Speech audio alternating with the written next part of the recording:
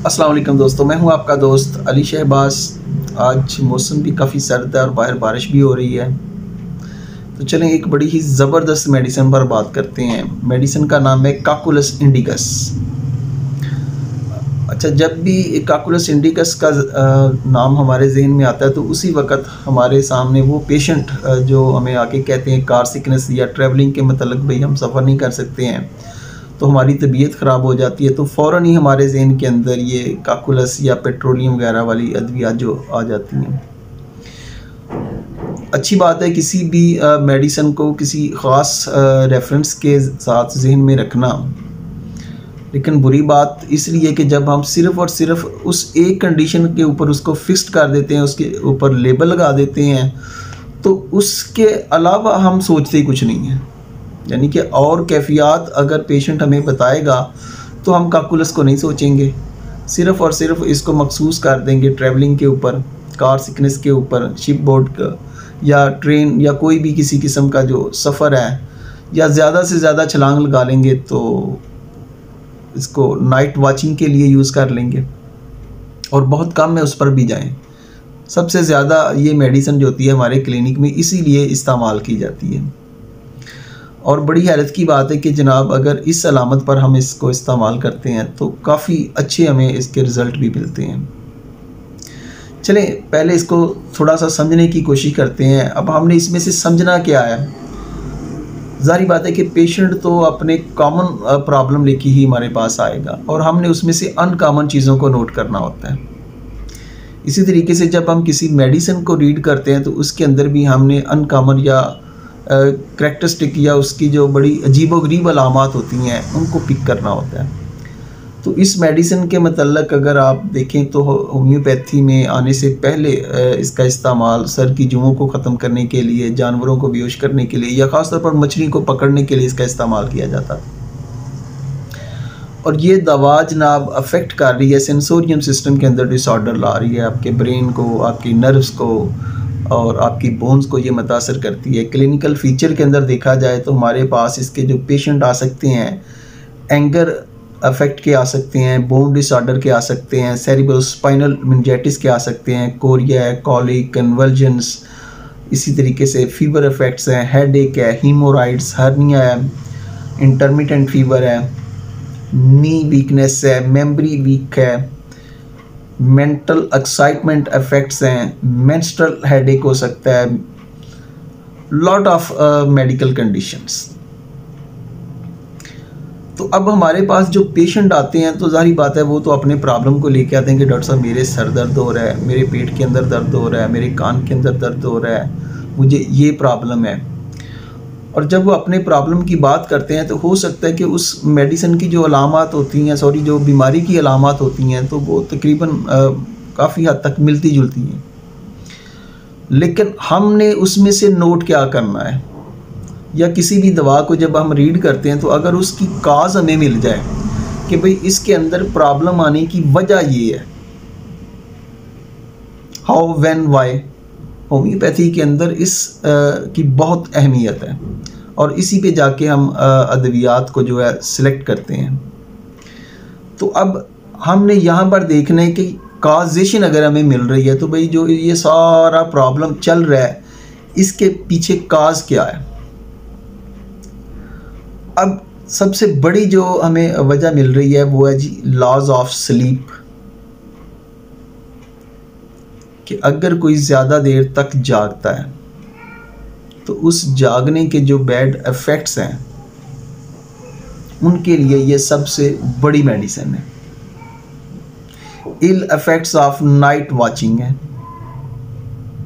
Ill effects of anger है, freight है, grief है, एंजाइटी, डिसअपॉइंटमेंट है, टी ड्रिंकिंग है। तो ये इसकी मुख्तलिफ काजेज़ हैं। अब हमने इस दवा को समझने की कोशिश करते हैं कि जनाब हमने इसमें से किन चीज़ों को पिक करना है और किन को छोड़ना है।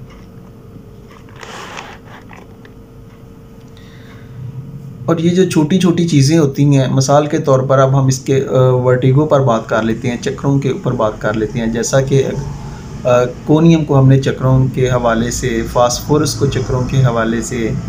और इसी तरह जलसीमियम है और काकुलस इंडिकस है, इनको जहन के अंदर रखा हुआ है। तो जब हमारे पास ट्रैवलिंग वाले पेशेंट आते हैं तो यकीन मानें कि ये बहुत ज़बरदस्त काम करती है।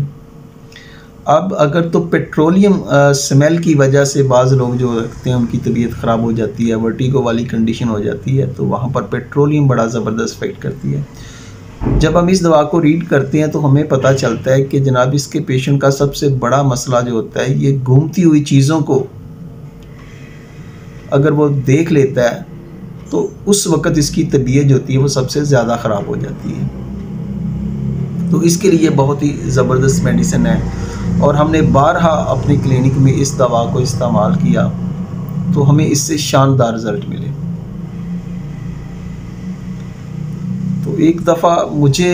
बज़ाते ख़ुद मैं सफ़र्ड हो गया ऐसी ही कंडीशन में कि जब कभी भी मैं सफ़र करता या मामला यहाँ तक वो आहिस्ता आहिस्ता बढ़ता गया कि जब भी मैं बाइक पे जाता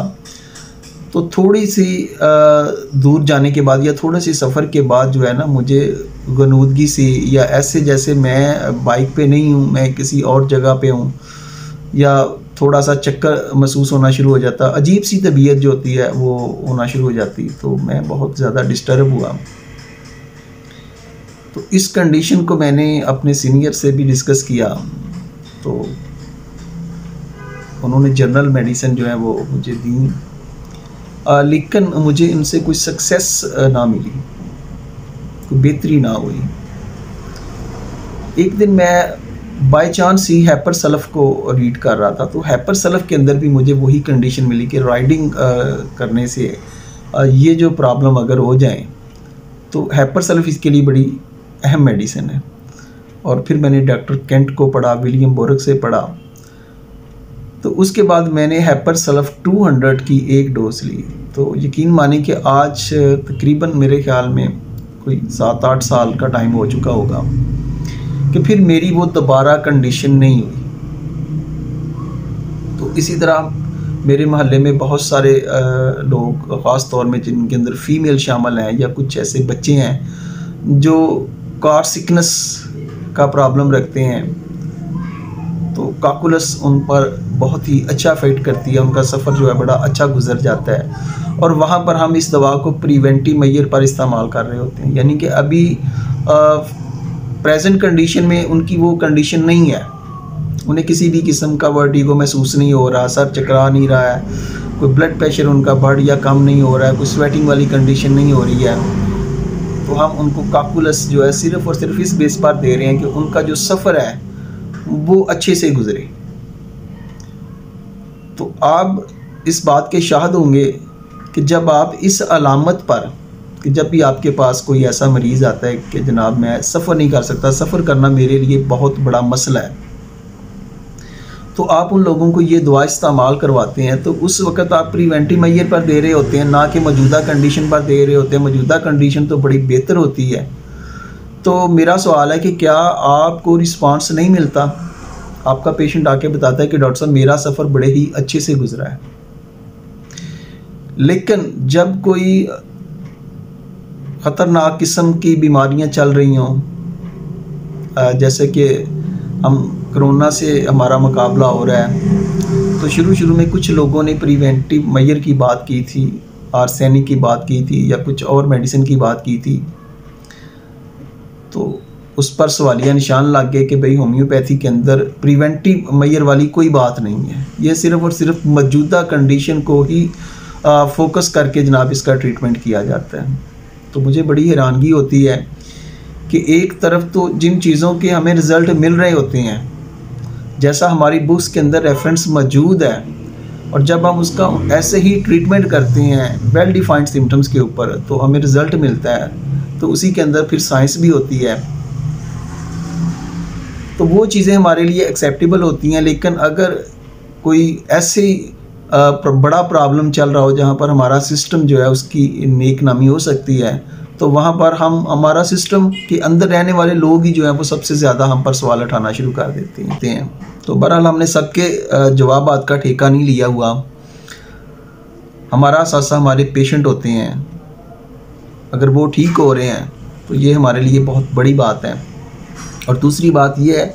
कि अगर हमें जैसा बुक्स के अंदर वेल डिफाइंड सिम्टम्स लिखी हुई हैं और अगर ऐसा हमें रिज़ल्ट मिल रहा है तो फिर यही साइंस है। तो आज दोस्तों हम कैलकुलस को रेपर्टरी के अंदर समझने की कोशिश करते हैं। कैलकुलस दवा को अगर आप समझना चाहते हैं, इसकी केयर्स एंड वरीज को समझना चाहते हैं, अब आप देखें केयर्स एंड वरीज ये आपको दूसरी दवाओं के अंदर भी मिलेगा। मिसाल के तौर पर किसी का बिजनेस है तो वहाँ पर भी वो बड़ा केयरफुल होगा, या अपने हॉस्पिटल के अंदर नर्सिंग की ड्यूटी देखा हुआ है कि उनकी ड्यूटी है कि वो पेशेंट को जो है उनका ट्रीटमेंट करें। रात के वक्त उनकी ड्यूटी है, किसी भी किस्म का उनको प्रॉब्लम होता है तो वो उनको डील करती हैं। अब वो नाइट वाचिंग में आता है और पेशेंट में को केयर करना ये उनके फ़राइज़ के अंदर शामिल होता है। लेकिन अगर ऐसे में कोई आपका प्यारा हो जिसके साथ आपकी दिली वाबस्तगी हो, जिसके साथ आपकी मोहब्बत हो, अब वो रिश्ता कोई भी हो, चाहे वो बहन भाई का हो, चाहे वो माँ बेटे का हो, बाप बेटे का हो, भाई का हो, कोई भी हो, या किसी बहुत ही करीबी दोस्त का हो जिसके साथ हमारी बहुत दिली वाबस्तगी है, उसके साथ हमारी बहुत ज़्यादा मोहब्बत है, तो अगर उनके लिए वो प्रॉब्लम के अंदर आ जाते हैं तो उनके लिए हम रात को जागते हैं, उन्हें हॉस्पिटल लेके जाते हैं। तो जब तक वो ठीक नहीं होते तो हम वहाँ पर उनका बड़ी ही बेचैनी के साथ, एंग्जाइटी उस वक़्त हम पर गालिब होती है, और एंग्जाइटी में कंक्लूजन का चूँकि पता नहीं होता, हमारी दुआ होती है कि हमारा प्यारा जो है जो वो जल्द से जल्द ठीक हो जाए,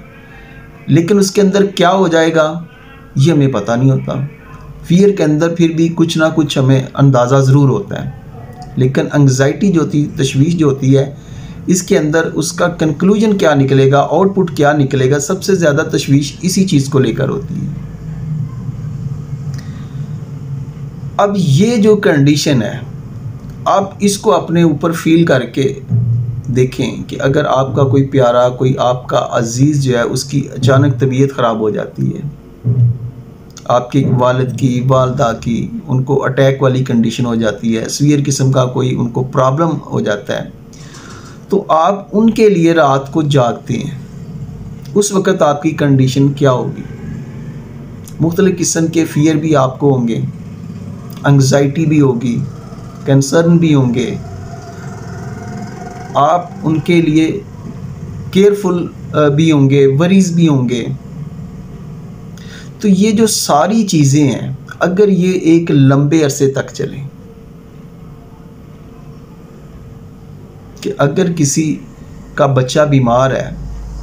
उसको निमोनिया का प्रॉब्लम हो जाता है, तो वो वालदा जो है वो कई रातों से सोती नहीं है। बाज़ ऐसे बच्चे देखे गए हैं कि जो अक्सर बीमार रहते हैं या सारी सारी रात उनकी जो वालदा होती है वो उनके लिए जागती है। औरत अपने शोहर के लिए जागती है, शोहर अपनी बीवी के लिए जागता है, या कोई भाई अपने दूसरे भाई के लिए जागता है, कोई माँ के लिए जागता है, जहाँ पर हमारा कोई खूनी रिश्ते वाला मामला होता है। तो ये जो टाइम जैसे जैसे बढ़ता जाएगा, अब अगर 1-2 दिन हुआ है तो वो तो मैनेज हो जाएगा, लेकिन अगर वो ज़्यादा अरसे तक वो मामला चलेगा, जहाँ पर डोमिनेट फीलिंग आ जाएगी, वहाँ पर जो रेपर्टरी का रोल शुरू हो जाता है, जहाँ पर एक लिमिट से एंग्जाइटी बढ़ जाएगी, एक लिमिट से फियर बढ़ जाएगा, एक लिमिट से केयर्स एंड वरीज बढ़ जाएंगी, तो फिर वहाँ पर जो है वो खुद ब खुद ही पैथोलॉजी इन्वॉल्व होना शुरू हो जाती है, डिस्टर्बेंस आने शुरू हो जाते हैं, ख़राबियाँ शुरू हो जाती हैं। ज़ाहिर बात है उसका हमारी हेल्थ के ऊपर भी इफ़ेक्ट होगा, हमारे स्टमक के ऊपर इफ़ेक्ट होगा, हमारी भूख मुतासर होगी, हमारे लीवर के ऊपर इफ़ेक्ट आएगा। तो वहाँ पर पैथोलॉजी जो होती है वो खुद ब खुद इन्वॉल्व होना शुरू हो जाती है।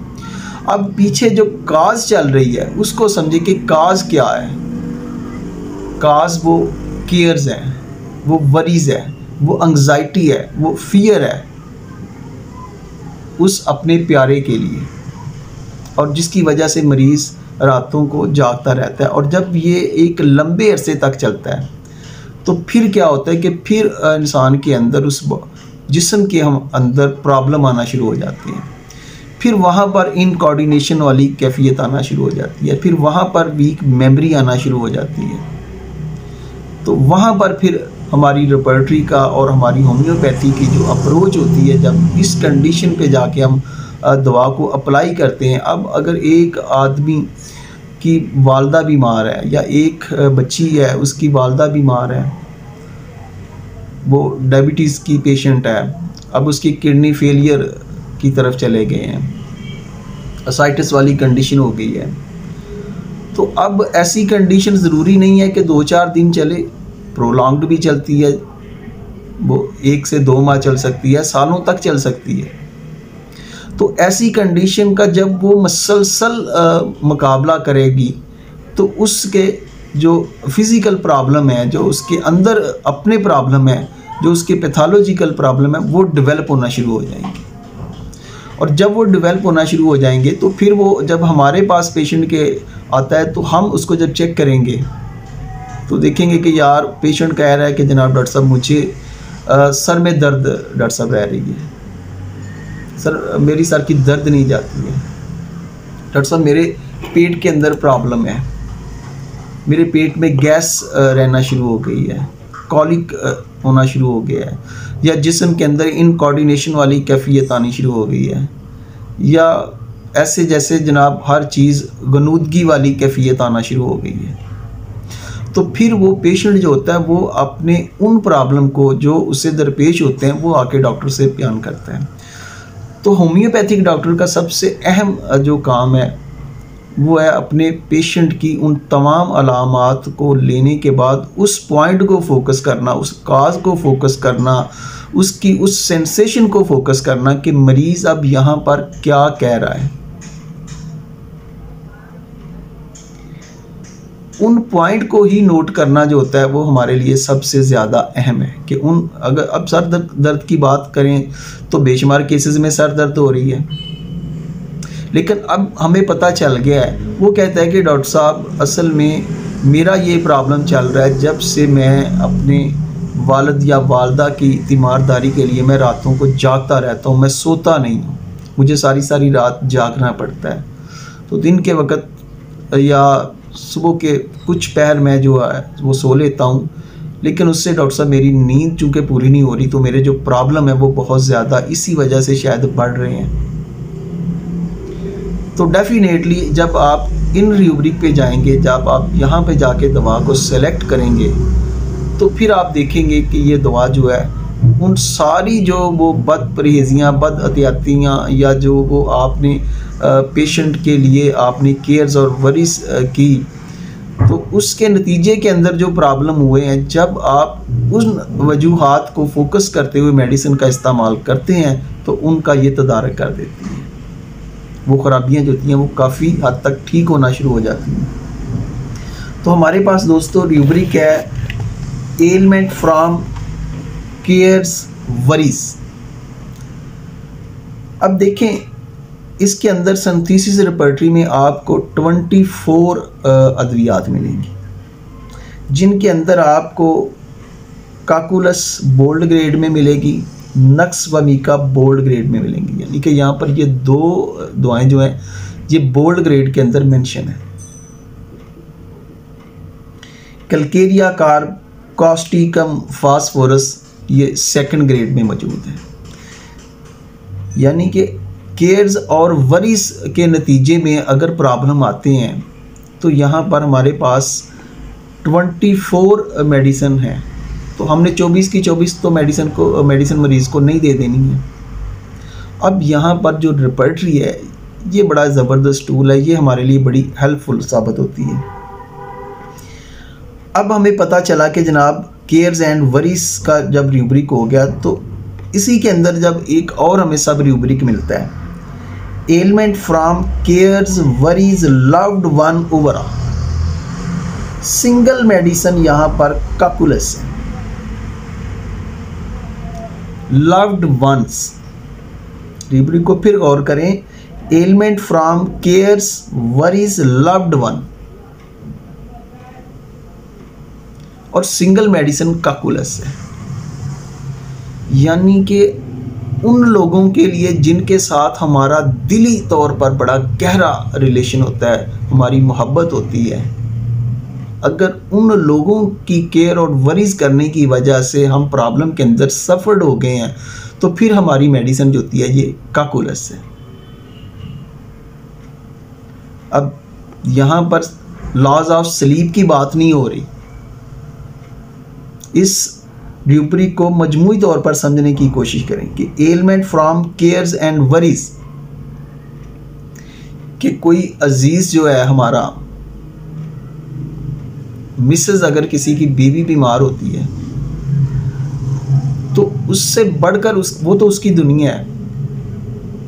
अब ज़रूरी नहीं है कि हर एक की वो मोहब्बत हो, लेकिन जब वो कंडीशन होती है, जीवन साथी बहुत ज़्यादा ट्रबल में हो, उसके किडनी फेल हो चुके हों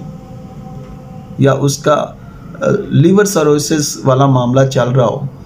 तो फिर जाहिर बात है कि उस वक़्त आपके सारे जो कंसर्न होते हैं वो उसके मतलब होते हैं, और डेफिनेटली आप उसकी तीमारदारी भी करते हैं, उसकी देखभाल भी करते हैं और उसके लिए फ़िक्रमंद भी रहते हैं, उसके लिए परेशान भी रहते हैं, उसके लिए आपके अंदर एंग्जाइटी भी होती है, आप गमगीन भी होते हैं और दवागो भी होते हैं। और उस सारे प्रोसेस के अंदर क्या होता है कि फिर आप अपने आप को भूल जाते हैं, अपने आप को निगलेक्ट कर देते हैं, सिर्फ़ और सिर्फ आपका फोकस वो पेशेंट होता है, चाहे वो आपकी वालदा हो, वालिद हो या कोई भी खूनी रिश्ता हो जिसके साथ लव्ड है, लव्ड वंस का जिक्र किया गया है। तो कैकुलस को अगर आपने अपने माइंड के अंदर फीड करना है तो फिर इस रूब्रिक को आप फीड कर लें कि elements from cares worries loved one over आ, तो इसके अंदर आपको सिंगल मेडिसिन जो है वो कैकुलस मिलेगी। इस बात पे नहीं कि अगर एक आदमी की ड्यूटी ही है, एक आदमी रात की ड्यूटी कर रहा है तो वो अपने कारोबार के फ़राइज़ के लिए जनाब रात को जागना और उसका केयरफुल होना ये उसकी रिस्पॉन्सिबिलिटी है। वहाँ पर आपको वो कंडीशन से इस दवा का आप मैच नहीं कर सकते हैं। इस दवा का अप्लाई जो होता है ये इस रूब्रिक के अंडर होगा कि जहाँ पर उसके अजीज़ के मतलब, उसके अपने प्यारे के मतलब, अपने प्यारों के मतलब जो है वो बहुत ज़्यादा एंग्जाइटी रखता है, वो बहुत ज़्यादा उनके लिए परेशान रहता है, उनकी वजह से वो जनाब अपनी उसे खबर नहीं होती है कि वो खुद किस हाल में आ गया है, लेकिन उनके मतलब वो मसलसल सोच रहा है। तो वहाँ पर हमारा ये जो रूब्रिक है ये अप्लाई होगा, और जब ये एक रूब्रिक आप देखेंगे तो आप सिर्फ़ और सिर्फ कैकुलस को यहाँ पर पाएंगे, तो कितना आसान हो जाएगा। अगर आप इस बात को समझ गए हैं, इस रूब्रिक को समझ गए हैं, तो फिर आप कैकुलस के इस्तेमाल को भी समझ गए हैं। इसी तरीके से एक रूब्रिक हमें मिलता है जी, केयरफुल ऑफ अदर अबाउट। यहाँ पर 16 मेडिसिन है कि ये दूसरों के मतलब जो होता है वो बहुत ही मोहतात होता है, तो वहाँ पर हमें कॉस्टिकम सेकंड में मिल रही है और कैकुलस जो है वहाँ पर हमें बोल्ड ग्रेड के अंदर मिल रही है। इसी तरीके से ये रिलेटिव के मतलब भी, यानी कि अब देखें कि इस दवा का तल्लक मिनरल ग्रुप के साथ है, और ये और जो भी दवा मिनरल ग्रुप्स के साथ तल्लक रखती है उसके अंदर केयर्स एंड वरीज जो होती हैं वो बहुत ही डोमिनेंट पाई जाती हैं। तो अब उसका जो नतीजा निकला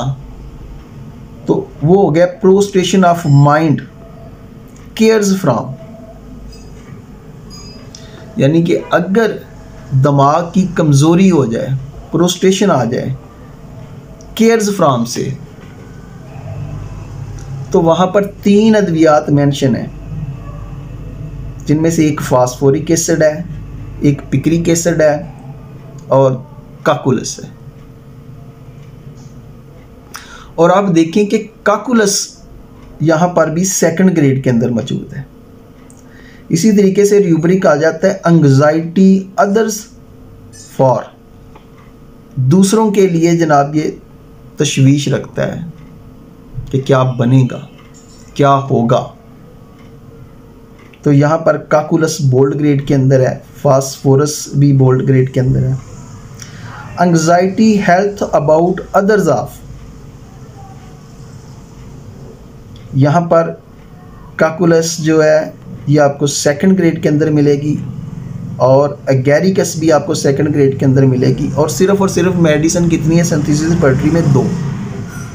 anxiety health about others of, अपनी सेहत की बात नहीं हो रही है, दूसरों की सेहत की बात हो रही है। अब ये जो दूसरे हैं ये कौन है? लव्ड वन, जिनके साथ उसका दिली वाबस्तगी है। बड़ा ही इंटरेस्टिंग रूब्रिक है जनाब। Talking cares talks of nothing,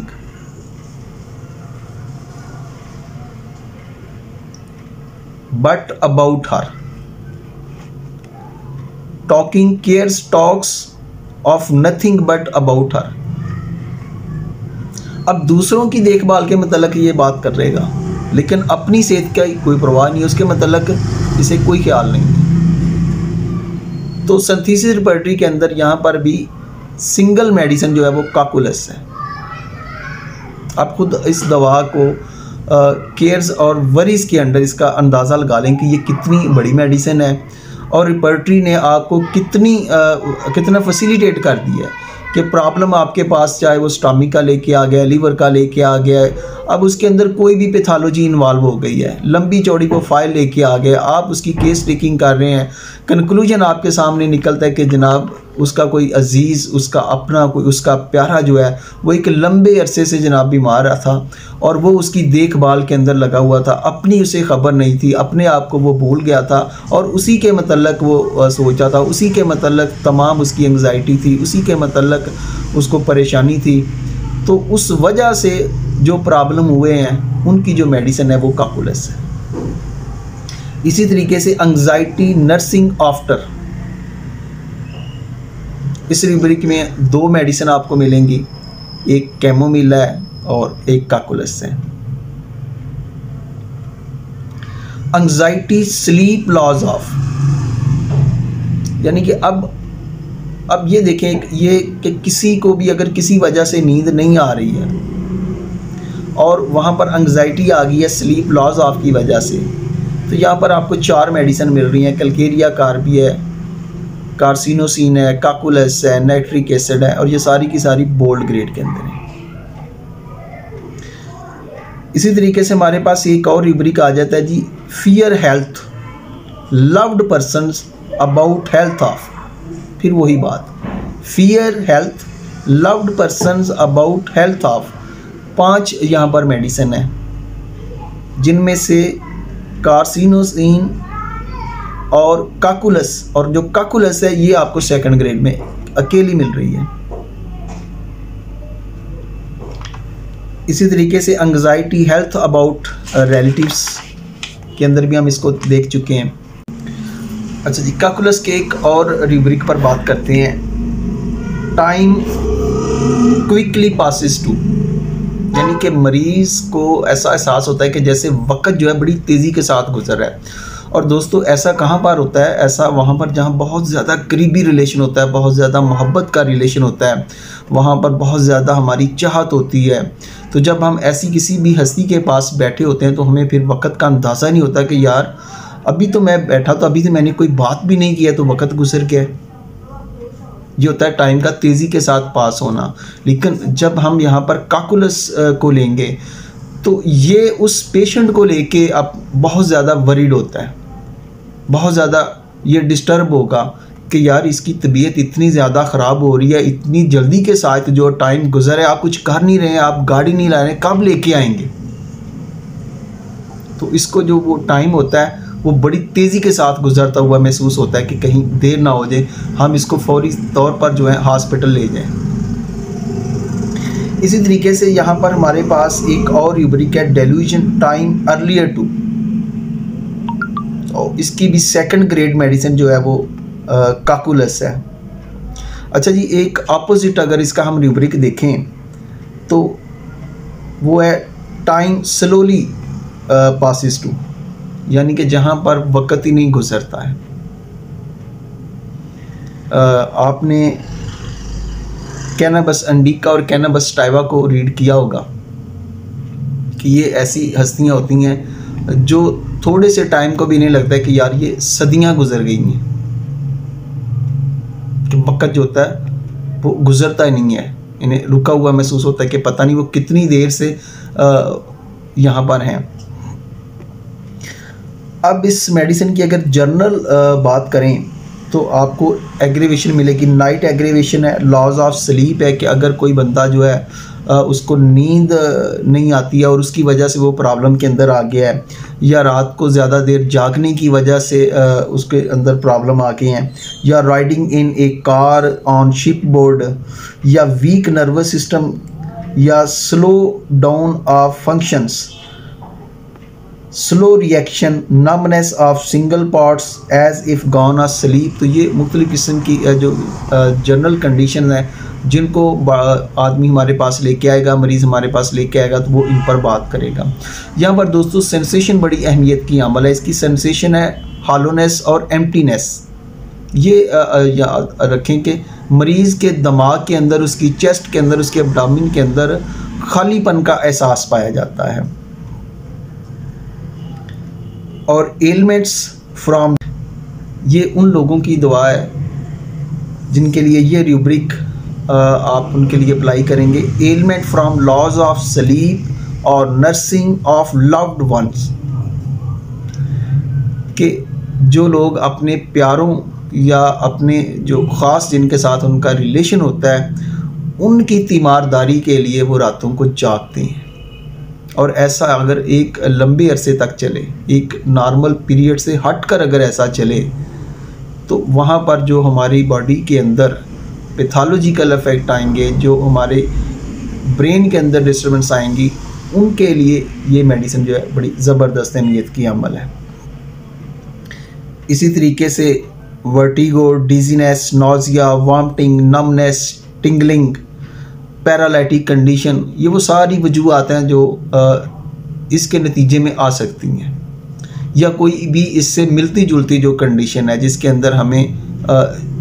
ये वाली अलामात मिले, तो वहाँ पर भी हम इस दवा को अप्लाई करेंगे। तो ये था दोस्तों काकुलस के मतलब कुछ अहम मालूमात जो मैंने आपको दी है। तो सबसे बेहतर तरीका यही होता है दवा को याद करने का कि आप देखेंगे हर दवा के अंदर अगर आप देखें फालजी कैफियत को दें तो आपके पास बहुत सारी मेडिसिन आ जाएंगी। तो हमें अपने आप को कंफ्यूज नहीं करना, हमने इजी अप्रोच को हमेशा पिक करना है, रेपर्टरी को सपोर्ट करना है, मटीरिया मेडिका से देखने कि इस दवा का मोड ऑफ एक्शन कहाँ पर है, इससे पहले इसके सोर्सेज क्या हैं, इससे पहले इस दवा को किस लिए इस्तेमाल किया जाता था। तो हमें पता चला कि यार ये तो बेहोशी के लिए जानवरों को या मछलियों को पकड़ने के लिए उनको बेहोश कर दिया जाता था। तो उन कंडीशन को अगर आप मद्देनज़र रखते हुए देखें कि उसके जो बैड इफ़ेक्ट इंसानों पर अगर आप उस दवा के देखें कि अगर वही स्टूपिफाइंग वाली कंडीशन मिल रही है और टॉक्सिक कंडीशन मिल रही है, तो उस दवा के क्राइटेरिया को मद्देनज़र रखते हुए फिर उससे जो ख़ास किस्म की सिम्टम्स प्रोड्यूस होती हैं, जो उस दवा की पिक्यूलियर सिम्टम्स होती हैं, करैक्टरिस्टिक सिम्टम्स होती हैं, उनको अपने माइंड के अंदर रखें और उन्हीं अलामात को जो वेल डिफाइंड होती हैं उन्हीं को फोकस करें और उन्हीं पर आपको रेपर्टरी के अंदर रूब्रिक भी मिल जाएंगे। और वो दर हकीकत रूब्रिक ही होते हैं जो ख़ास तौर पर बोल्ड ग्रेड होते हैं, जो उस दवा की अफादियत को ज़ाहिर करते हैं। तो इसी के साथ अली शहबाज को इजाज़त दीजिएगा, अपना ख्याल रखिए।